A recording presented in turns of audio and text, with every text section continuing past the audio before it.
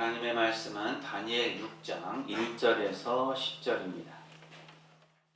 다리오가 자기의 뜻대로 고관 120명을 세워 전국을 통치하게 하고 또 그들 위에 총리 셋을 두었으니 다니엘이 그 중에 하나이라.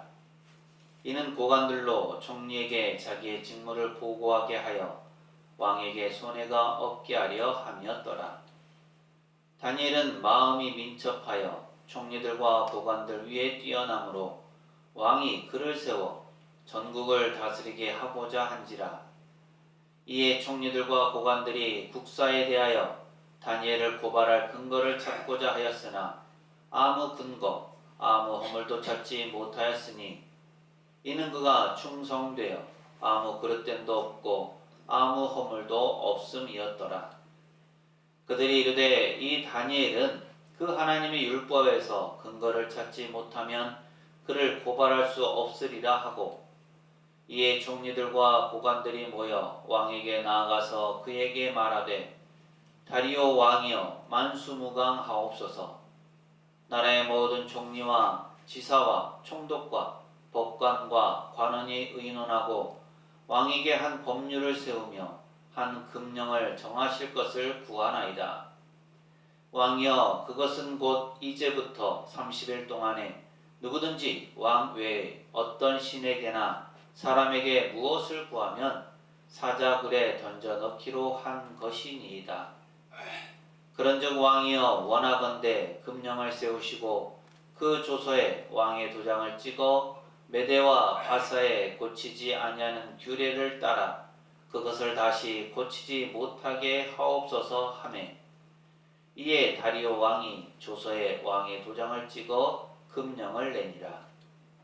다니엘이 이 조서에 왕의 도장이 찍힌 것을 알고도 자기 집에 돌아가서는 윗방에 올라가 예루살렘으로 향한 창문을 열고 전에 하던 대로 하루 3번씩 무릎을 꿇고 기도하며 그의 하나님께 감사하였더라.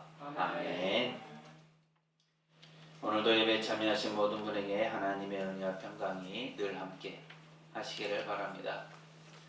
날씨가 많이 선선해졌죠. 찌는 듯한 여름이다가 하루아침에 가을이 된 듯 느껴집니다. 이렇게 계절의 변화가 자연스럽잖아요. 우리의 삶에 있어서도 시간이 흘러가고 삶이 되어지는 것이 사실은 자연스러운 과정이에요. 그 가운데서 우리가 기억해야 할 것은 우리의 믿음 신앙을 굳건히 잘 지켜가는 것이다 라는 겁니다. 주께서 다시 오실 그때까지 또 나의 인생이 끝나는 그 순간까지 우리가 믿음을 굳건히 잘 지켜가야 되겠습니다. 아멘. 우리 앞뒤 좌우에 계신 분들로 이렇게 인사하실까요? 하나님의 은혜를 늘 기억합시다. 하나님의 은혜를 늘 기억합시다. 평상시에 잘 살아갑시다. 평상시에 잘 살아갑시다. 네, 우리가 지난주에 하나님께로 마음을 정했던 사람 다니엘에 대해서 살펴보았는데 오늘 한 번 더 다니엘에 대해서 살펴보려고 합니다.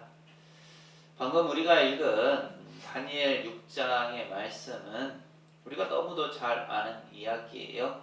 사자굴 속에 들어간 다니엘에 관한 내용인데요. 다니엘 하면 빠질 수 없는 그런 내용이기도 합니다. 여러분도 많이 들어보셨을 것이고 저도 기억나는 내용들이 많이 있는데 사실 충격적인 게 하나 있었어요. 말씀을 보면서 여러분은 다니엘의 나이가 몇 살 정도라고 생각하십니까?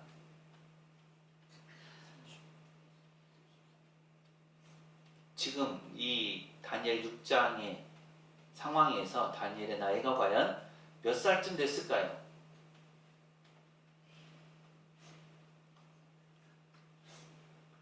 제가 어렸을 때는 어린이용이었는지 모르겠지만 설교 때나 또 내용들 보면 이 다니엘의 모든 시간의 내용이 어렸을 때 혹은 청년의 때로 맞춰져 있던 걸로 기억됩니다. 그러니까 다니엘이 포로로 잡혀갔을 때가 대략 16세 정도라고 하거든요. 그러니까 어린 시절이죠. 그때 왕의 음식을 먹지 않기로 했었고, 또 다니엘의 세 친구 사드락 메삭 아벳느고가 풀무불 속에 들어갔다가 나오기도 했고, 또 다니엘이 사자굴 속에 들어갔다 나오기도 하고, 대략 그 시간대가 청소년 혹은 청년 때인 걸로 저는 알았었어요. 근데 나중에 알고 보니까 그게 전혀 아니었습니다. 충격적이게도 오늘 말씀에 있는 다니엘이 사자굴 속에 들어가게 된 때가 대략 80대였다고 합니다. 그러니까 포로로 잡혀온 지 60년, 70년이 지난 상황이어서 어떤 성경에서는 83세라고 그렇게 정해서도 얘기를 해요. 정확한지 어쩐지는 모르겠지만 뭐 틀림이 없겠죠. 대략 80대다. 80대 초반, 중반 정도라고 보시면 맞을 것 같습니다. 그런데 이렇게 80세가 넘은 그 시점에 다니엘이 겪었던 일이 이 다니엘 6장의 말씀이고요. 그 당시의 왕은 다리오였습니다. 다리오 왕. 다리오 왕은 메대 사람이었어요. 그리고 이 당시에 바벨론을 비롯한 이스라엘 그쪽 지역을 정복한 제국은 메대 바사 지역, 메대 바사 제국입니다. 그래서 메대와 바사가 합력해서 제국을 이루어서 그 지역을 통치했던 거거든요. 바벨론이 멸망을 당하고 메대 바사가 다스리던 때입니다.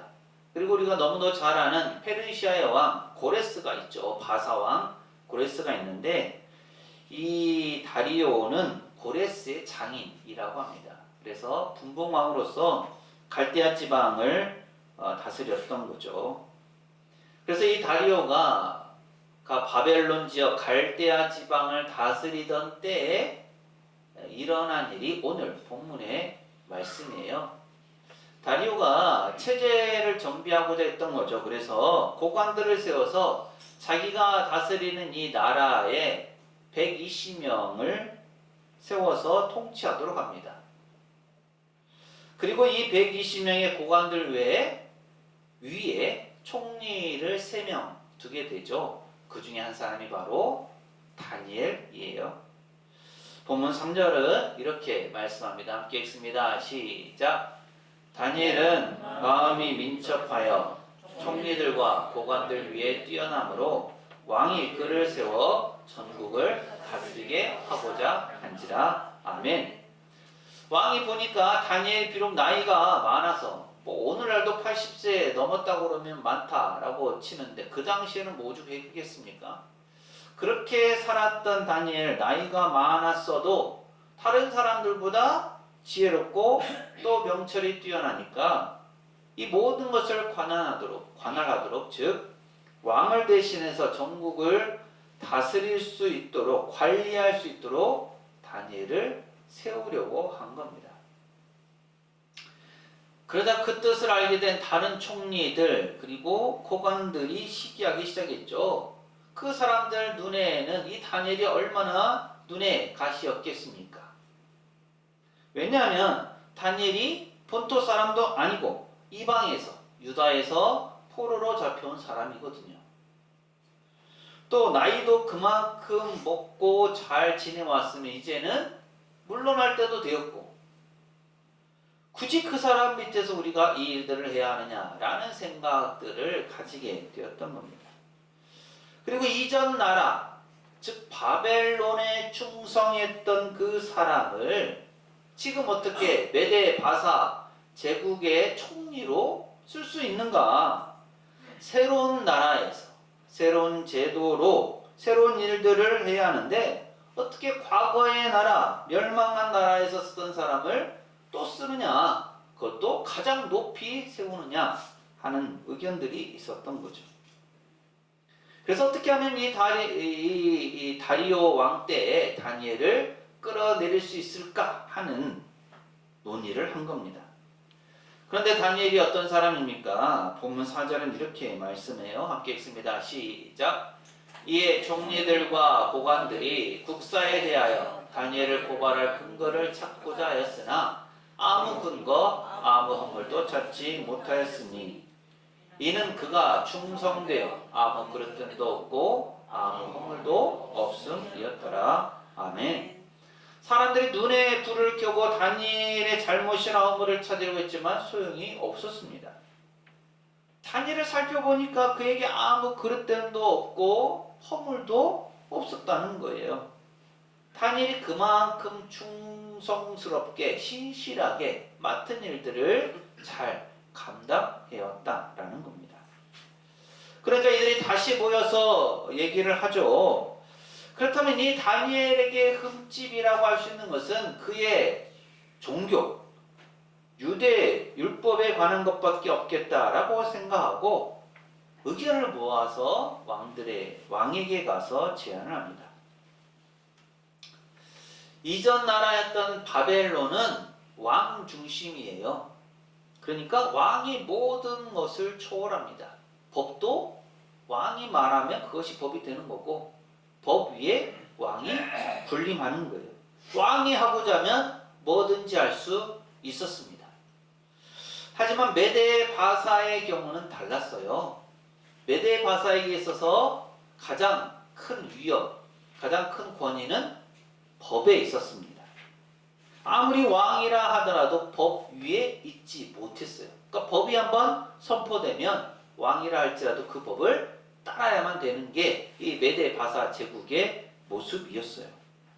왕 마음대로 법을 함부로 바꾸거나 할 수가 없었던 겁니다. 고위 관리들이 이 상황을 이용한 거예요. 그래서 다리오 왕에게 가서 30일 동안 우리가 법령, 금령을 좀 정합시다. 그래서 그것을 선포해서 왕 외에 어떤 신이나 어떤 사람에게 무엇을 구하면, 기도하면 그 사람은 사자굴에 던져넣기로 합시다. 그렇게 좀 해 주십시오라고 왕에게 건의를 한 겁니다. 바벨론 같은 경우는 사람을 죽이는 방법이 화형이었습니다. 불로 태워서 죽이는 거예요. 그래서 우리가 아는 것처럼 다니엘 3장에 나오는 사드락, 메삭, 아벳느고도 어디에 들어갑니까? 풀무불 속에 들어가는 거예요. 하지만 이 메데 바사는 불을 숭상합니다. 불이 가장 고기예요. 그러니까 불 속에 들어가서 사람을 죽이는 게 좋지 않게 보이는 거죠. 대신 죄수를 사나운 짐승의 굴에 넣어서 죽이는 제도를 택했습니다.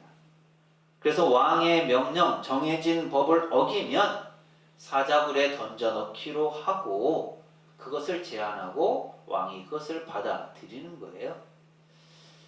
다니엘이 그래서 이 적용을 받는 겁니다. 이 사실을 알게 된 다니엘이 어떻게 할까요? 당연히 총리 3명 가운데 1명이니까 신하들이 와서 왕에게 의견을 내고 그리고 왕의 허락을 받아서 법을 제정하고 선포하는 내용을 다니엘도 다 알고 있었죠. 하지만 다니엘은 그 의견, 그 내용에 대해서 반대하거나 또 다른 의견을 내거나 하지 않았습니다. 그리고 왕이 조서에 도장을 찍어서 선포가 된 후에 다니엘은 이렇게 하죠. 쉽지 않은 일입니다. 본문 10절입니다. 함께 읽습니다. 시작. 다니엘이 이 조서에 왕의 도장이 찍힌 것을 알고도 자기 집에 돌아가서는 윗방에 올라가 예루살렘으로 향한 창문을 열고 전에 하던 대로 하루 3번씩 무릎을 꿇고 기도하며 그의 하나님께 감사하였더라. 아멘. 다니엘이 어떻게 했습니까? 예루살렘을 향해서 창문을 열고 하루 3번씩 무릎을 꿇고 기도하며 감사했죠. 여기서 중요한 것이 뭘까요? 전에 하던 대로. 다니엘은 왕 외에 어떤 신에게나 사람에게 무엇을 구하면, 즉 기도하면 사자굴에 던져 넣기로 한 조서에 왕의 도장이 찍힌 것을 알고도 어떻게 했습니까? 자기 집에 돌아가서 윗방에 올라가서 예루살렘으로 향한 창문을 열고 전에 하던 대로 하루 3번씩 무릎을 꿇고 기도하면서 하나님께 감사했습니다. 여기서 전에 하던 대로가 중요하죠. 그러니까 다니엘이 법이 선포되고 나서 어떤 특별한 행동을 취한 게 아니었어요. 그가 그 전에 계속 해왔던 것을 그대로 한 것뿐입니다. 물론 상황이 변했죠. 이전과는 다릅니다. 새로운 법이 선포되었습니다. 기도하면 안 돼요. 말씀드린 것처럼 메데바사 제국에서는 법이 최고예요. 하지만 그 법조차도 다니엘은 하나님의 뜻에 맞지 않다, 하나님께 대한 신앙을 지키는데 장애 요소가 된다고 했을 때는 총리였지만 그 법을 따르지 않기로 하는 겁니다. 다니엘은 이런 하나님께 대한 마음, 또 정해서 하는 것에 투철한 사람이었죠. 우리가 잘 아는 것처럼 지난주에 살펴봤지만 처음에 다니엘이 포로로 바벨론에 잡혀왔을 때도 왕의 음식을 먹지 않아야겠다, 하나님의 말씀을 따라야겠다, 그 음식을 먹음으로써 나를 더럽게 하거나 하나님께 대한 믿음, 신앙이 흔들리게 해서는 안 되겠다, 그것이 왕의 명령이라 할지라도 따르지 않겠다, 이렇게 결심하고 결단하고 행했습니다. 그리고 앞서 말씀드린 것처럼 당시 바벨론에서는 왕이 최고인데 포로로 잡혀와 있는 상황에서, 그것도 청소년 때 왕의 명령, 왕의 음식을 거부할 정도로 다니엘이 단호했었다라는 겁니다. 마찬가지로 메데 바사 왕인 다리오가 통치하는 시대에서도 하나님을 향한 자기의 믿음, 하나님께 기도하고 늘 하나님께 감사하던 그 모습을 바꿀 수 있는 그런 법이 선포되었어도 다니엘은 자기의 뜻을 굽히지 않았습니다. 자기의 마음, 신앙을 허물지 않았던 거예요. 그래서 전에 하던 대로 이 일을 이전부터 계속 해왔던 겁니다. 아마 다니엘이 이렇게 기도하고 감사했던 모습은 포로로 잡혀오기 전부터 했었겠죠. 그리고 포로로 잡혀와 있을 때도 그 모습을 유지하도록 했겠죠. 이런 신앙생활의 습관을 꾸준히 60년, 70년 동안 계속해왔고 이제 80살이 넘은 고령이 되었음에도 불구하고 이전부터 계속 해왔던 그대로 왕의 법이 선포되긴 했지만 그럼에도 불구하고 전에 하던 대로 하나님께 무릎을 꿇고 기도하고 감사했다는 겁니다. 자기를 시기하거나 질투하는 사람들의 그 모습, 그 행태를 너무도 잘 알았지만 거기에 대해서 미리 조치를 취하거나 또 그들을 반대하거나 또 자신을 대적하는 이들을 없애거나 하는 일들을 총리로서 할 수 있었음에도 불구하고 하지 않았다는 거예요. 다니엘은 있는 그대로를 받아들였습니다. 하지만 하나님께 자기의 믿음 생활, 또 그것을 지켜가는 데 방해가 되는 것에 대해서는 받아들일 수가 없었던 거죠. 그리고 이런 사실을 다른 사람들도 잘 알고 있었기 때문에 다니엘을 반대하던 사람들, 다니엘을 시기하던 사람들은 그 내용을 가지고 왕에게 가서 고발을 합니다. 그런데 왕의 마음은 과연 어디에 있었을까요? 다니엘에게 있었습니다. 초반에, 즉 다니엘이 처음 포로로 잡혀왔을 때야 왕의 마음이 바벨론의 왕 같은 경우 다니엘에게 없었지만 점점 더 다니엘을 신임하게 되고 또 느부갓네살 왕 그리고 벨사살 왕은 다니엘이 어떤 사람인지를 겪으면서 다니엘 가운데 하나님께서 함께 하시고 하나님께서 그에게 지혜와 총명을 주신다는 사실을 너무도 잘 알았기 때문에 다니엘을 인정하고 신임했었죠. 다리오도 그 모습들을 전해 듣고 또 직접 경험하면서 다니엘을 온전히 신뢰할 수 있었습니다.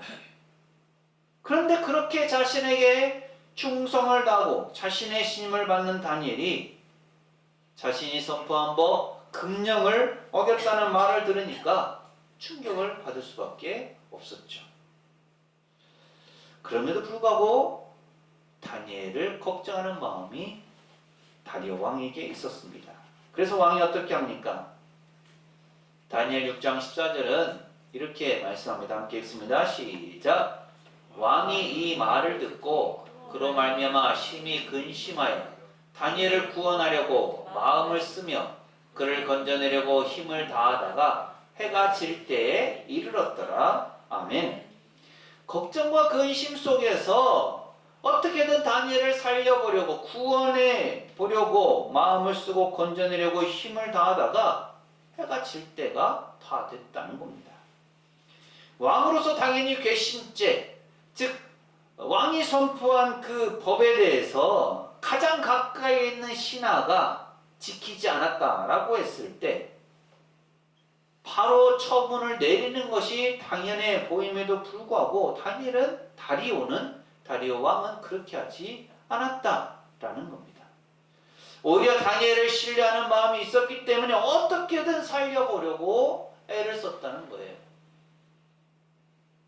하지만 또다시 신하들이 와서 얘기하기를 왕께서 세우신 금령과 법도는 왕이라도 지켜야 합니다. 그런데 당연히 따라야 할 저 유대 나라에서 잡혀온 다니엘이 지키지 않는 건 벌을 받아서 마땅한 겁니다. 라고 얘기를 하게 되죠. 그래서 왕은 어쩔 수 없이 다니엘을 사자 굴에 던져 넣게 됩니다. 그리고 나서 또 왕은 어떻게 합니까? 18절을 보면은요, 왕이 밤새도록 금식하고요, 오락을 그치고 잠자기를 마다합니다. 그 정도로 다니엘을 걱정하는 마음이 있었어요. 그리고 이튿날에 새벽에 일어나서 곧장 사자 굴로 향하죠. 다니엘의 생사가 궁금했던 겁니다. 그러니까 이 다리오 왕도 다니엘을 보면서 다니엘과 함께 하시고 다니엘의 그 삶을 이끄신 하나님께 대한 생각이 있었던 거예요.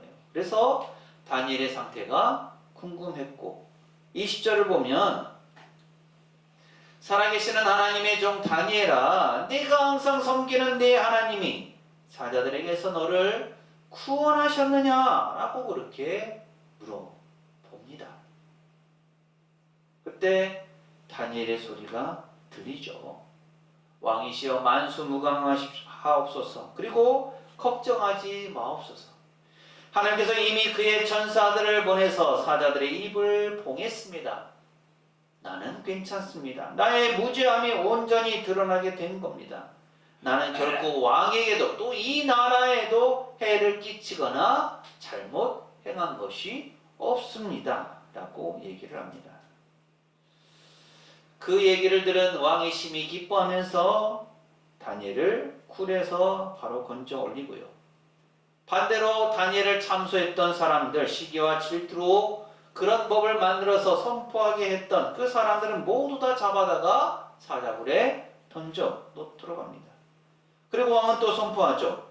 모든 사람, 모든 백성, 모든 나라에서 온 사람들에게 조서를 내려서 내 나라 관할 아래에 있는 사람들은 다 다니엘의 하나님 앞에서 두려워 떨어야 한다. 떨면서 두려워야 한다라고 얘기합니다.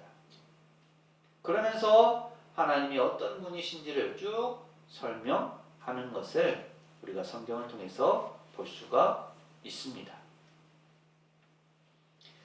다니엘과 함께 했던 왕들, 말씀드린 것처럼 느부갓네살이나 벨사살이나 또 다리오에 이르기까지 그 왕들은 다 하나님의 놀라운 역사를 경험했고 그렇기 때문에 하나님께 찬양과 영광을 올려드렸습니다. 결국 다니엘이 지혜롭게 행하고 자기의 믿음을 잘 지켜서 결국은 승리하게 되었지만 이 모든 것들을 주관하시고 이끄시고 인도하신 분이 하나님이셨다라는 것을 이 모든 왕들도 알았다라는 겁니다. 그래서 다리오 같은 경우도 사자굴 에서 다니엘을 구원하신 그 하나님께 찬양과 영광을 올려드렸던 거죠. 오늘 우리의 삶에 있어서 중요한 것은 무엇입니까? 바로 우리의 믿음을 다니엘처럼 잘 지켜가야 한다는 겁니다. 다니엘이 하나님을 섬기는 데 있어서 방해가 되는, 장애 요소가 되는 법, 그 땅에서는, 그 상황에서는 가장 최고의 것이 자신의 신앙, 믿음 생활을 하는데 방해가 되었지만 다니엘은 그것에 매이지 않고 그것을 따르지 않고 하나님을 향한 자기의 믿음을 굳건하게 해 나갔습니다. 그래서 전에 하던 대로 행한 거죠. 무릎을 꿇고 하나님께 기도하고 하나님께 감사하고 하는 것이 자신의 신앙에서 가장 소중한 겁니다. 특히나 포로로 이방 땅에 잡혀와서 살아가는 동안 또 왕들이 자기를 신임하고 여러 일들을 맡기고 하는 것들, 또 지혜와 총명으로 나라를 다스리고 관리하는 것에 있어서 하나님께 기도하고 감사하는 것이 다른 무엇보다도 소중했기 때문에 왕의 금령이라 할지라도 다니엘은 그것을 따를 수가 없었습니다. 그 모습이 결국 하나님께 드려졌고 하나님께서 그에게 구원의 은혜를 베푸신 겁니다. 우리 신앙과 삶에 있어서 오늘도 마찬가지죠. 우리나라가 법치주의 국가입니다. 법이 중요하죠. 그런데 그 법이 하나님께 대한 신앙, 우리 신앙의 걸림돌, 장애 요소가 된다면 그 법을 온전히 따르기는 어렵다라는 거예요. 때로는 다니엘과 같은 상황이 우리에게 주어질 수도 있습니다. 하나님을 따를 것인가, 세상 법을 따를 것인가, 이 둘이 물론 충돌하지 않으면 당연히 문제가 생기지 않겠죠. 그런데 하나님을 따를 것인가 혹은 세상의 법을 따를 것인가 라는 부분에서 충돌의 문제가 생기면 우리는 어떻게 해야 할까요? 오늘 말씀의 다니엘처럼 신앙인으로서 바른 생각을 가지고 또 말씀에 근거해서 바른 결단을 내릴 수 있어야 한다는 것이고요. 심지어 그것이 자기의 생명을 위협하는 일이라 할지라도 다니엘처럼 우리는 믿음을 굳건히 가져가야 하는 겁니다. 그리고 그렇게 해 나가는 우리 신앙에 있어서 정말로 중요한 것, 어쩌보면 놓칠 수 있는 것이 있어요. 그것이 무엇일까요? 그것은 과연 내가 전에 하던 것이 무엇인가 하는 점입니다. 여러분은 전에 하던 것이 무엇입니까? 어떤 일이 일어날 때, 어떤 상황이 벌어졌을 때 어떻게 할 것입니까? 전에 하던 것이 기도하는 것이라면, 감사하는 것이라면, 하나님을 찬양하는 것이라면, 예배하는 것이라면 당연히 그렇게 하겠죠. 그런데 전에 하던 것이 그런 것이 아니라면 어떻게 할까요? 음주 가물을 즐기고 고성을 지르고 온갖 추태를 보이던 모습이 전에 하던 것이라면 이건 정말 큰일인 거죠. 이런 일이 생기기 전에 우리는 우리의 모습, 평상시의 습관을 잘 들여다봐야 합니다. 그랬을 때 어떤 문제가 생기거나 일이 터져도 잘 대처할 수가 있는 거예요. 평상시에 훈련되어 있지 않으면 문제가 생겼을 때 제대로 해결해 나갈 수가 없습니다. 다니엘은 이전부터 꾸준히 80평생을 기도로 살아온 사람이었습니다. 그렇기에 왕으로부터 나라에서 금령이 내렸어도 흔들리지 않고 전에 하던 대로 하나님을 향해 기도하며 감사할 수 있었습니다. 오늘 우리에게도 그런 신앙의 모습, 바른 습관이 있기를 바랍니다. 아멘. 기도하는 습관, 찬양하는 습관, 예배하는 습관, 성경 읽는 습관, 이런 습관들이 오늘 말씀에서 다니엘이 행했던 전에 하던 대로의 신앙생활이기 바랍니다. 아멘. 그래서 하나님을 향한 바른 믿음을 굳건히 해 나가면서 일상생활에서 하나님의 영광을 나타내고 하나님의 뜻을 이루어가는 우리 모두의 삶이 되시기를 간절히 소망합니다. 아멘. 기도합니다. 다니엘은 느부갓네살, 벨사살에 이어 다리오 왕 때에도 신임을 얻어서 총리로 나라를 관리할 수 있었습니다. 하지만 그의 모습을 시기했던 여러 사람들에 의해서 금령이 제정되었고 그 금령이 적힌 조서에 왕의 도장이 찍힌 것을 알았음에도 불구하고 다니엘은 그 법을 따르지 않았습니다. 그 법을 따르기보다 하나님께 대한 자신의 신앙 믿음을 굳건히 가져왔습니다. 그 결과 사자굴에 던져졌지만 하나님께서 사자들의 입을 막으심으로 다니엘이 구원을 얻게 하셨고 또 그 모습을 본 다리오 왕이 하나님을 찬양할 수 있도록 하셨습니다.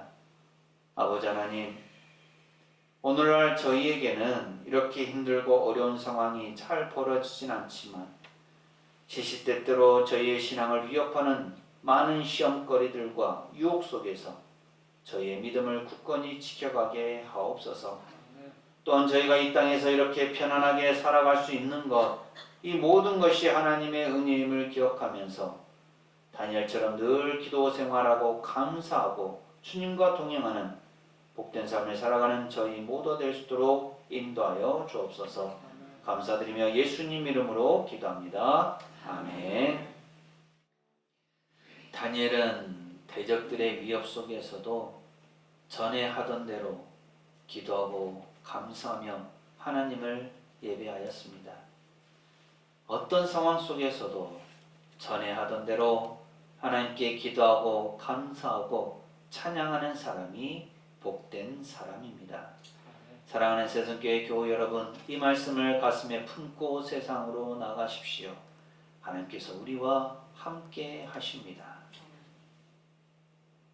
지금은 우리 주님 예수 그리스도의 은혜와 아버지 하나님의 무한하신 사랑하심과 보혜사 성령님의 충만 교통하심이 다니엘처럼 전에 하던 대로 기도하고 감사하며 하나님을 온전히 믿고 따르기를 소망하는 세상교회 모든 교우들 가정과 삶과 생업과 사역 위에 이 한 주간의 모든 생활 가운데 오늘 예배에 참여한 모든 이들과 우리 교회 그리고 교단 총회 위에 영원토록 함께 하시기를 간절히 축원하옵나이다.